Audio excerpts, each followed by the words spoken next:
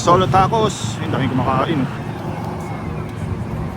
Ito yung Tosta Aguachiles para seafoods naman.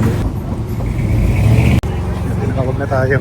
At ito ang in-order natin mga katipsi, ang Tosti Aguachile. So Mexican dish siya na traditionally made sa raw shrimp. So para siyang Mexican style na ceviche. So maasim siya kasi meron siyang lime juice. Tapos syempre maanghang kasi may mga chiles dyan. At kung makikita nyo, may nakamix na dyan ng mga flavorful ingredients. Ayan, may fresh avocado, cucumber, tapos may fresh red onions. Kusa nang naluluto yung shrimp kasi nakababad siya sa lime juice, no? Tapos may mga chiles dyan kaya medyo spicy itong dish natin. Para siyang minamarinate doon. So kung saan siya binababad na lime juice na may mga chiles, yun yung tinatawag nilang chili water. At based sa pananaliksik ko, yun yung ibig sabihin ng Tosti Aguachile, chili water. Mga katipsi, tara, tikman na natin to. Hindi ako mahilig sa hilaw, pero para maiba, in-order ko to, syempre.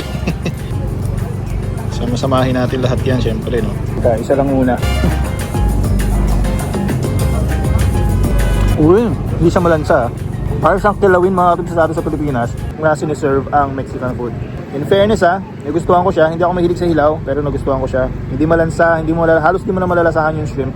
Ang malalasahan mo is itong sour sauce nila.